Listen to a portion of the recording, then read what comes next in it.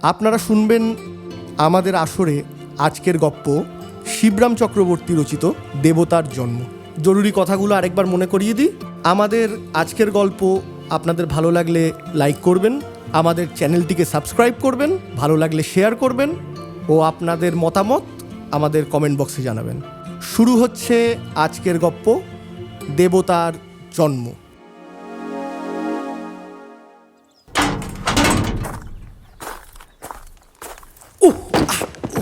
বাবা, বাড়ি থেকে বেরোতেই প্রায় হোঁচট খায়। প্রথম পদক্ষেপে পাথরটা তার অস্তিত্বের কথা প্রবলভাবে আমায় মনে করিয়ে দেয়। কদিন ধরে ভাবছি কি করা যায়। সেদিন বাড়ি থেকে বেরোবার সময় আমার তেমন একটা তাড়া ছিল না। অন্তত ওইরূপ তীর বেগে অকস্মাৎ ধাবিত হব এমন অভিপ্রায় আমার ছিল না আদেও। কিন্তু পাথরটার সংঘর্ষ আমার গতিবেগকে সহসা এত দ্রুত করে দিল যে অন্য দিক থেকে একটা মোটর আসছে দেখেও আমি আত্মসম্বরণ করতে অক্ষম হলাম। কি ভাগ্যি ড্রাইভারটা ছিল হুঁশিয়ার, তাই রক্ষে। সেই দিন থেকেই ভাবছি কি করা যায়। আমার জীবন পথের মাঝখানে সামান্য এক টুকরো পাথর যে এমন প্রতিদ্বন্দ্বী রূপে দেখা দেবে কোনো দিন, এরূপ আমি কল্পনাই করিনি। তাছাড়া ক্রমশই এটা জীবন মরণের সমস্যা হয়ে উঠছে। কেননা ধাবমান মোটর চিরদিনই কিছু আমার পদস্খলনকে মার্জনার চোখে দেখবে এমন আশা আমি করতে পারি না। তাই ভাবছি একটা হেস্তনেস্ত হয়ে যাক, হয় ও থাকুক নয় আমি। ও থাকলে আমি বেশি দিন থাকবো কিনা সন্দেহ।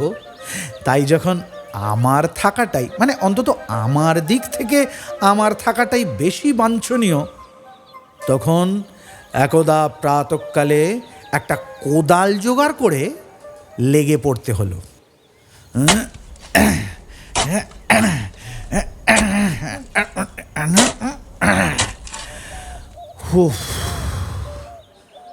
একটা বড় গোছের নুড়ি, ওর সামান্য অংশই রাস্তার ওপর মাথা তুলে ছিল। বহু পরিশ্রমের পর যখন ওটাকে সমূলে উৎপাটন করতে পেরেছি, তখন আমার মাথার ঘাম মুছে দেখি আমার চারিদিকে রীতিমতো জনতার ভিড়। বেশ বুঝলাম এতক্ষণ এদেরই নীরব ও সরব সহানুভূতি আমার উদ্যমে উৎসাহের সঞ্চার করছিল। তাদের সকলের দিকে সপ্রশ্ন দৃষ্টিতে তাকিয়ে আমি জিজ্ঞাসা করলাম, আপনারা কেউ চান এই পাথরটা? জনতার মধ্যে একটা চাঞ্চল্য দেখা গেল, কিন্তু কারো ঔৎসুক্য আছে কিনা বোঝা গেল না। তাই আবার ঘোষণা করতে হলো, আরে যদি দরকার থাকে নিতে পারেন, অনায়াসেই নিতে পারেন। আমার শ্রম তাহলে সার্থক বলে বিবেচনা করব, এবং বলা বাহুল্য আমি খুশি হব। জনতার এক তরফ থেকে একজন এগিয়ে এসে জিজ্ঞাসা করলে, ও দাদা, এটা খুঁজছিলেন কেন? কোনো স্বপ্ন টপ্ন পেয়েছেন নাকি? আমি লোকটার দিকে একটু তাকালাম, তারপর ঘাড় নেড়ে বললাম, না মশাই, যা ভাবছেন তা নয়। পাথরটাকে রাস্তার এক নিরাপদ কোণে স্থাপিত করা গেল, কিন্তু আমার কথায় যেন ওর প্রত্যয় হলো না।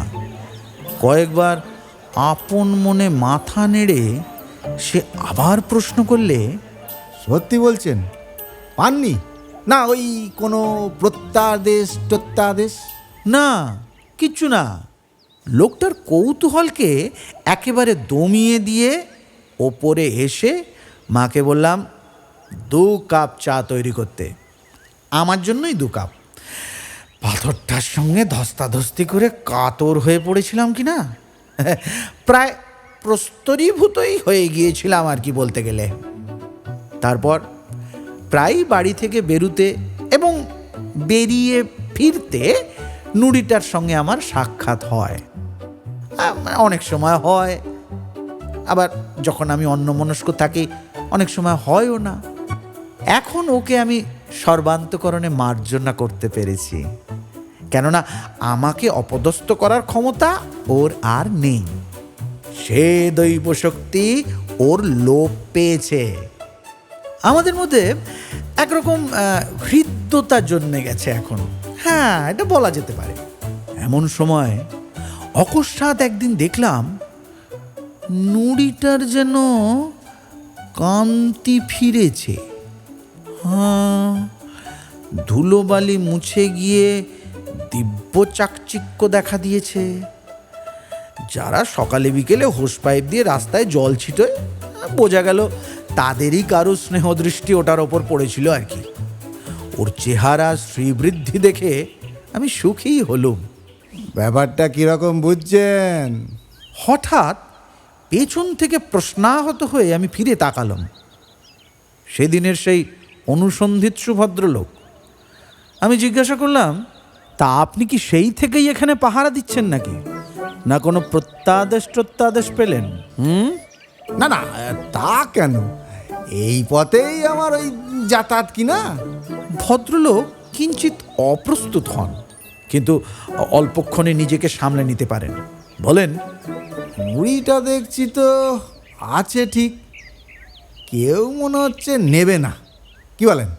প্রশ্নটা তিনি এইভাবে করলেন যেন যেরকম দামি জিনিসটা পথে পড়ে আছে অমন আর ভূভারতে কোথাও মেলে না, এবং ওর গুপ্ত শত্রুর দল ওটাকে আত্মসাৎ করবার মতলবে ঘোরতর চক্রান্তে লিপ্ত।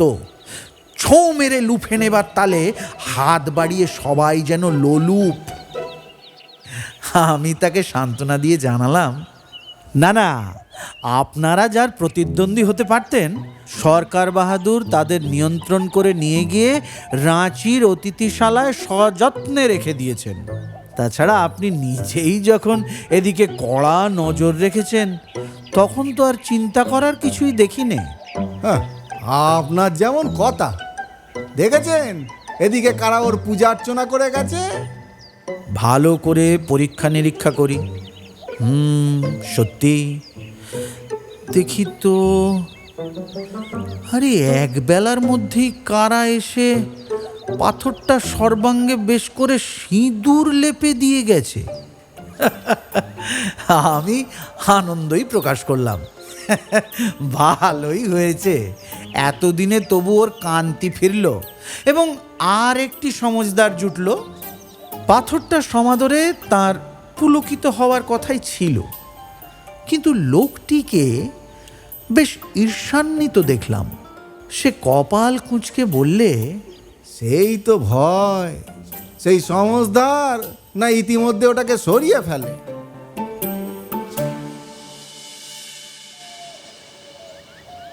পরদিন সকালে উঠে দেখি কোথাও পাথরটার চিহ্ন মাত্র নেই। ওর এই আকস্মিক অন্তর্ধানে আমি আশ্চর্য হলাম খুব। কে ওটাকে নিয়ে গেল, কোথায় নিয়ে গেল ইত্যাকার নানাবিধ প্রশ্ন অযাচিত উদয় হলো আমার মনে, কিন্তু সঠিক কোনো সদুত্তর পাওয়া গেল না। পাথরটার এরূপ অনুপস্থিতিতে এই পথ দিয়ে হরদম যাতায়াতকারী সেই লোকটি যে বেজায় প্রাণে ব্যথা পাবে এ অনুমান করা কঠিন নয়। এ কথা ভেবে লোকটির জন্য আমার একটু দুঃখই জাগলো, কিংবা এ সেই তত্ত্বজিজ্ঞাসুরই কর্মযোগ।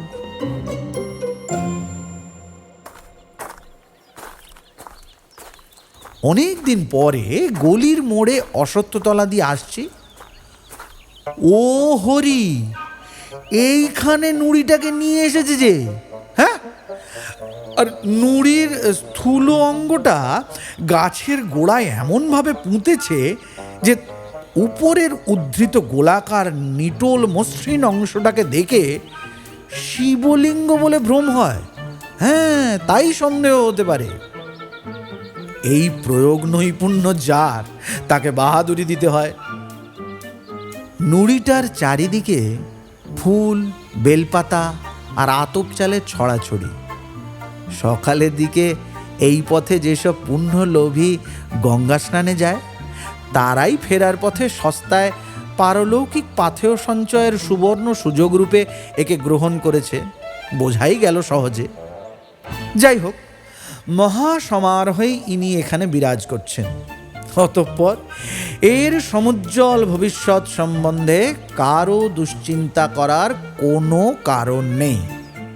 নুড়িটার এই পদোন্নতিতে আমি আন্তরিকভাবেই খুশি হলাম। আমি একদিন ওকে মুক্তি দিয়েছি, এখন সবাইকে ও মুক্তি বিতরণ করে থাকে। ওর গৌরব, সে তো আমারই গর্ব। পৃথিবীর বুকে ওর জন্মদাতা তো আমি। এই জন্য মনে মনে পিতৃত্বের মতো একটা পুলক অনুভব না করে আমি পারলাম না, এবং কায় মনোবাক্যে ওকে আমি আশীর্বাদ করলাম। সেই লোকটাকে তার দেবতার সন্ধান দেব কি না মাঝে মাঝে ভেবেছি। পথে ঘাটে তার সঙ্গে দেখা হয়েছে, কিন্তু উল্টে ওকে আমি খুব প্রফুল্লই দেখেছি। এত বড় একটা বিচ্ছেদ বেদনা ও যখন কাটিয়ে উঠতে পেরেছে, তখন আর ওকে উতলা করে তোলায় কি লাভ। মাঝে মাঝে যখন অশ্বত্থতলার পাশ দিয়ে আমি বাড়ি ফিরি, লক্ষ্য করি দিনকে দিন নুড়িটার মর্যাদা বেশ বাড়ছে। একদিন দেখলাম গোটা কতক সন্ন্যাসী এসে আস্তানা গেড়েছে। হ্যাঁ, গাঁজার গন্ধে এবং বম বম শব্দের ঠেলায় ওখান দিয়ে কান আর নাক বাঁচিয়ে যাওয়াই দুষ্কর। ঘ্রাণ এবং কর্ণেন্দ্রিয়ের ওপর এ তো দস্তুর মতো অত্যাচার। যখন সন্ন্যাসী জুটেছে, তখন ভক্ত জুটতেও দেরি হবে না, এবং ভক্তির আতিশয্য অনতিবিলম্বেই ইট কাঠের মূর্তি ধরে মন্দির রূপে অভ্রভেদী হয়ে দেখা দেবে। দেব তখন বিশেষভাবে বনেদি হবেন, এবং সর্বসাধারণের কাছ থেকে তার তরফে খাজনা আদায় করবার চিরস্থায়ী বন্দোবস্ত কায়েমি হয়ে দাঁড়াবে।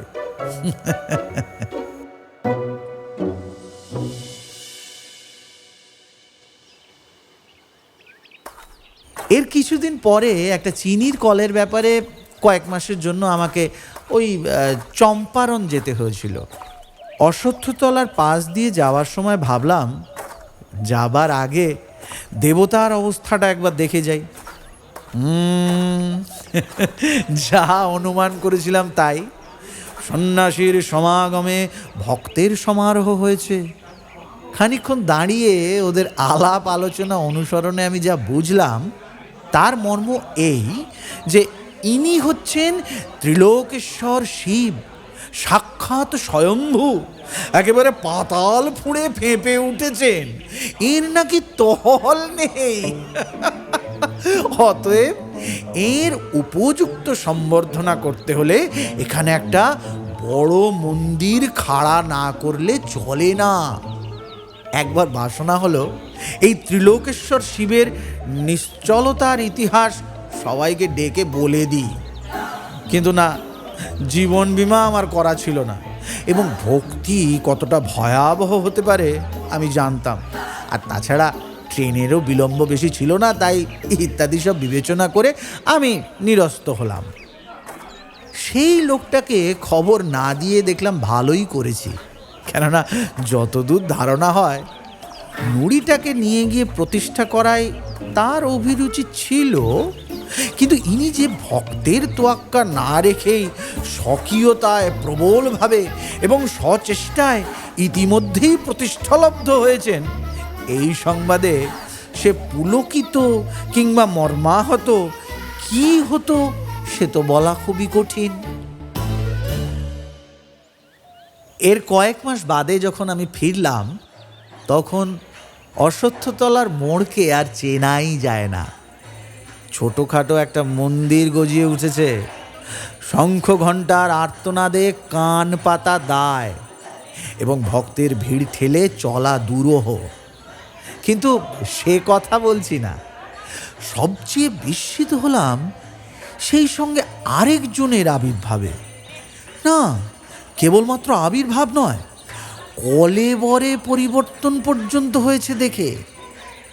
মন্দিরের চত্বরে সেই লোকটা, সেই আদি ও অকৃত্রিম উপাসক, গেরুয়া তিলক এবং রুদ্রাক্ষের চাপে তাকে এখন আর চেনাই যায় না। হে কি ব্যাপার! আমি গায়ে পড়ে তাকে প্রশ্ন করলাম একদিন। লোকটি বিনীতভাবে জবাব দেয়, আগে এই দিনই শিবের সেবায়েত। হ্যাঁ, তা তো দেখতেই পাচ্ছি। দিব্যি বিনি পুঁজির একটা ব্যবসা ফাঁদা হয়েছে। এই জন্যই বুঝি পাথরটার ওপর অত নজর রাখা হয়েছিল। শিলাখণ্ডের প্রতি ওর প্রতিশীলতা যে অহেতুক এবং একেবারে নিঃস্বার্থ ছিল না, এইটা জেনেই বোধ করি অকস্মাৎ ওর ওপর আমার দারুণ রাগ হয়ে যায়। ভারী রূঢ় হয়ে পড়ি ওর ওপর। আমি বলাতে সে কানে আঙুল দিয়ে বলল, অমন বলবেন না, অমন বলবেন না। পাথর কি মশাই? হ্যাঁ, শ্রী বিষ্ণু সাক্ষাৎ দেবতা, ত্রিলোকেশ্বর শিব। দেবতার উদ্দেশ্যে সে নমস্কার জানায়। আমি হেসে ফেললাম। ওর তল নেই না? হ্যাঁ, এবার সে একটু কুণ্ঠিত হয়। সবাই তো তাই বলে। তুমি নিজে কি বলো? ওরা তো বলে নিচে যতই কেন খুঁড়ে যাও না, টিউকলের মতো ওই শিবলিঙ্গ নাকি বরাবর নেমে গেছে। কিন্তু তোমার কি মনে হয়? কি জানি, তাই হয়তো হবে। কত দূর সে কড়া নেবেছে খুঁড়ে দেখোই না কেন একদিন? জিভ কেটে লোকটা বলল, ও সব কথা কেন? ওতে অপরাধ হয়। বাবা রাগ করবেন। উনি উনি আমাদের খুব জাগ্রত। বটে? বটে। কি রকম জাগ্রত আমি শুনি? এই ধরুন না কেন, এবার তো কলকাতায় দারুণ বসন্ত। ওই টিকে নিয়েও তো কিছুই করা যাচ্ছে না। আরে খবরের কাগজেই দেখবেন কিরম লোক মরছে। কর্পোরেশন থেকে টিকে দেওয়ার ত্রুটি নেই, অথচ দেখুন প্রত্যেক পাড়াতেই। কিন্তু আমাদের পাড়ায় এ পর্যন্ত কারুর হয়নি। ওই দেবতার কৃপায় আমরা কেউ টিকেও নিইনি, শুধুমাত্র ওই বাবার চরণামৃত খেয়েছি। এ যদি জাগ্রত না হয়, তবে জাগ্রত আপনি কাকে বলবেন বলুন দেখি? এর কি জবাব দেব তা চিন্তা করবার সময় আমার হাতে ছিল না। আগে একবার এই রোগে যা কষ্ট পেয়েছিলাম এবং যা করে বেঁচেছিলাম, তাতে বাবা ত্রিলোকেশ্বরের মহিমা তখন আমার মাথায় উঠেছে। হ্যাঁ হ্যাঁ, বলো কি? মহামারী নাকি? আমি জানতাম না তো। আমি এখন চললুম। আমাকে এক্ষুনি টিকে নিতে হবে। আমি আরেকদিন এসে গল্প করব। এই বলে আর এক মুহূর্ত বিলম্ব না করে আমি মেডিকেল কলেজের উদ্দেশ্যে ধাবিত হলাম। পথে এক বন্ধুর সাথে দেখা। দাঁড় করিয়ে সে আমায় বললে, আরে কোথায় চলেছো এমন হন্যে হয়ে? টিকে নিতে। হ্যাঁ, টিকে নিয়ে তো ছাই হচ্ছে। টিকে কিচ্ছু হয় না। তুমি বরং ভেরিওলিনাম 200 এক ডোজ খাওগে। কিং কোম্পানির থেকে নাও যদি টিকে থাকতে চাও। পরের সপ্তাহে আরেক ডোজ, তারপর আরেক, ব্যাস নিশ্চিন্তি। টিকে ফেল করছে, আকচার দেখা যাচ্ছে, কিন্তু ভেরিওলিনাম নেভার। হ্যাঁ, বলো কি? জানতাম না তো। হ্যাঁ, জানবে কোত্থেকে? কেবল ফোঁড়াফুঁড়ি ওই তো জেনেছো। অন্য কিছুতে কি আর তোমাদের বিশ্বাস আছে? আমি হোমিওপ্যাথি প্র্যাকটিস ধরেছি, আমি জানি। আচ্ছা বেশ বেশ, তাই খাচ্ছি না হয়। কিং কোম্পানিতে গিয়ে এক ডোজ 200 পাওয়ারের ভেরিওলিনাম আমি গলধকরণ করলাম। যাক বাবা, এতক্ষণে অনেকটা স্বচ্ছন্দ হওয়া গেল, একটু হালকা হতে পারলাম। কিন্তু এর পরেই ওই পথ দিয়ে উপরি উপরি কয়েকটা শব যাত্রা গেল।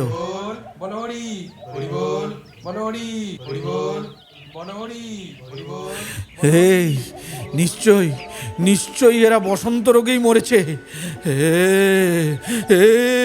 কি সর্বনাশ, কি সর্বনাশ! ভাবতেও আমার গা শিউরে উঠছে। ওদের থেকে এইভাবে কত লক্ষ লক্ষ না জীবাণু আকাশে বাতাসে ছড়িয়ে পড়ছে। ভেরিওলিনাম রক্তে পৌঁছতে না পৌঁছতেই এতক্ষণে এইসব মারাত্মক রোগ জীবাণুর কাজ শুরু করে দিয়েছে নিশ্চয়ই। ভয়ে আমার হাত পা সিঁটিয়ে আমার সমস্ত শরীর অবসন্ন হয়ে আসে। এই বিপদ সংকুল বাতাসে আমার নিঃশ্বাস নিতেও যেন কষ্ট হয়।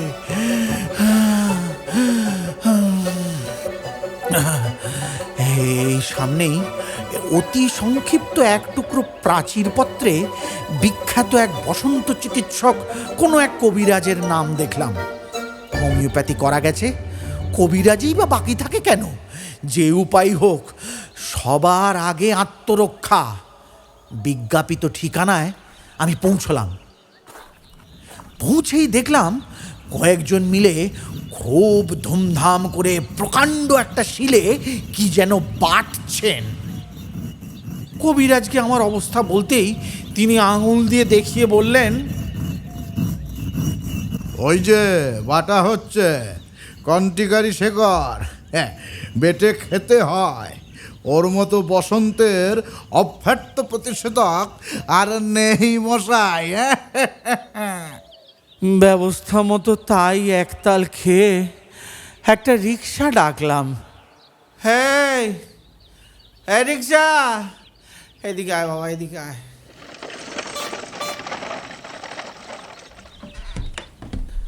রিক্সাতে উঠে বসা গেল।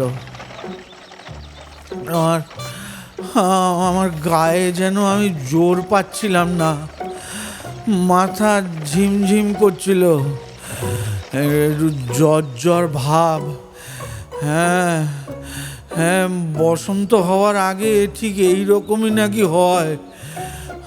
আমি আমি বাড়ি ফিরে মাকে বললাম, মা আজ আর কিছু খাবো না, হ্যাঁ শরীরটা আমার ভালো নেই।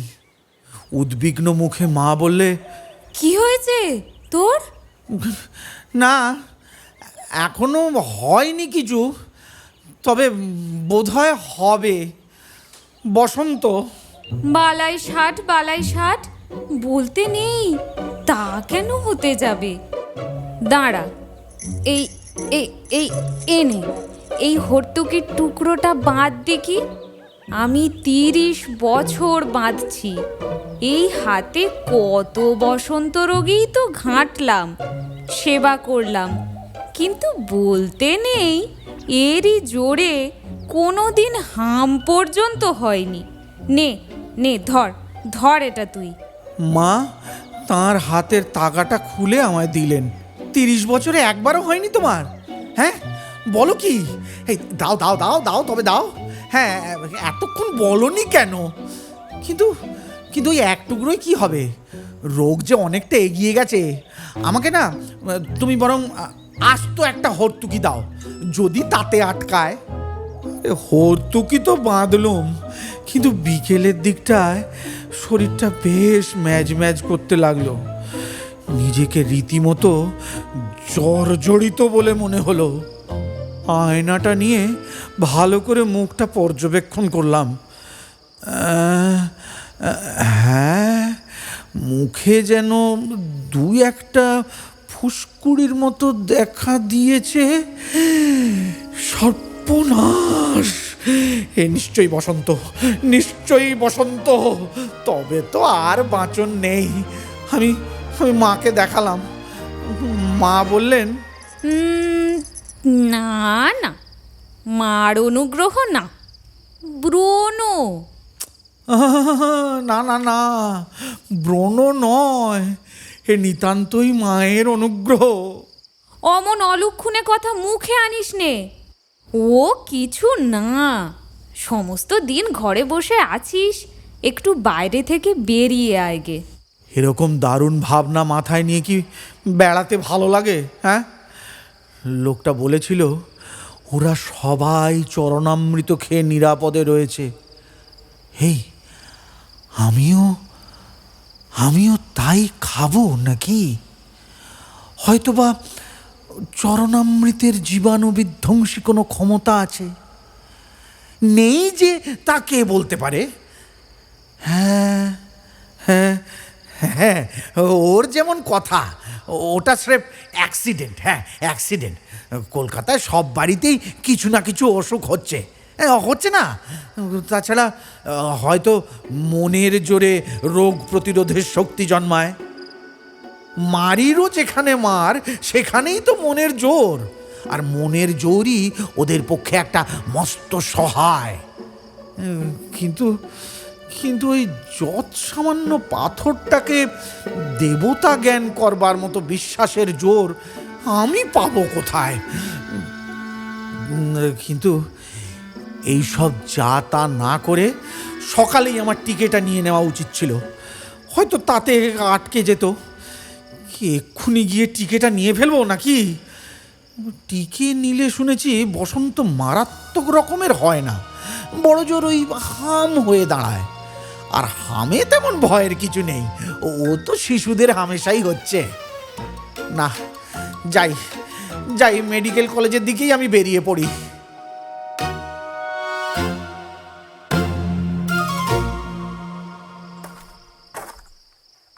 হ্যাঁ, মেডিকেল কলেজ থেকে টিকে নিয়ে ফেরার সময় অশ্বত্থতলার পাশ দিয়েই ফিরতে গিয়ে লোকটার সকালের কথাগুলো আমার আবার মনে পড়ল।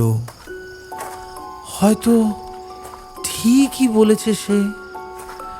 সত্যি, মানে এক জায়গায় গিয়ে আর কোনো তো জবাব নেই, সেখানে রহস্যের কাছে মাথা নোয়াতেই হয়। এই তো আজ আমি বেঁচে আছি, কিন্তু কাল যদি বসন্তে মারা যাই, তখন কোথায় যাব? শেক্সপিয়ারের সেই কথাটা, সেই স্বর্গমর্ত হরেশীয় কি যেন একাকার করা বাণী। ওহ, ওরে বাবা, না, এ একেবারে ফেলনা নয়। এই পৃথিবীর, এই জীবনের সুদূর নক্ষত্রলোক এবং তার বাইরেও বহুধা বিস্তৃত অনন্ত জগতের কতটুকুই বা আমরা জানি? কটা ব্যাপারেই বা বৈজ্ঞানিক ব্যাখ্যা দিতে পারি?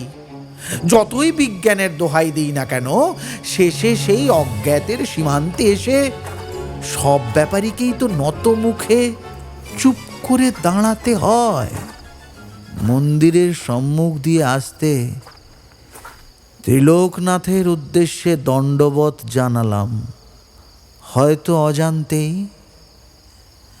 মনে মনে প্রার্থনা করলাম, বাবা, আমার মূঢ়তা মার্জনা করো, মহামারীর কবল থেকে আমায় বাঁচাও, এ যাত্রায় অন্তত আমাকে বাঁচাও।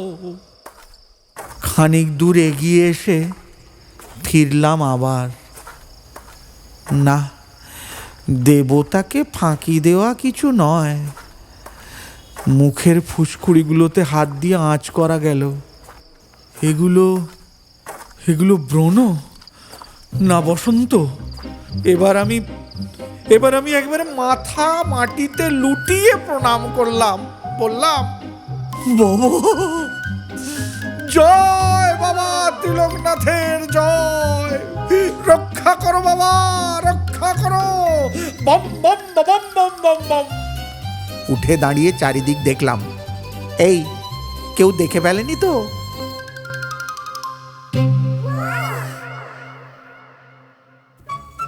শুনলেন আজকের গপ্প দেবতার জন্ম, রচনা শিবরাম চক্রবর্তী।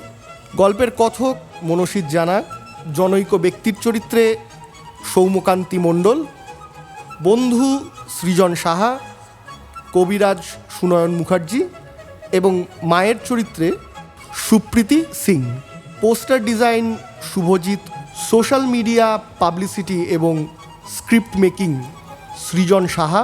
সমগ্র অডিও ডিপার্টমেন্ট সাজিয়েছেন দেবজিৎ। গল্পটি সামগ্রিক পরিকল্পনা, তত্ত্বাবধান এবং পরিচালনা মনসিত জানা। আমাদের আসর আবার জমবে পরের শুক্রবার ঠিক রাত 9:30। শুনতে ভুলবেন না কিন্তু।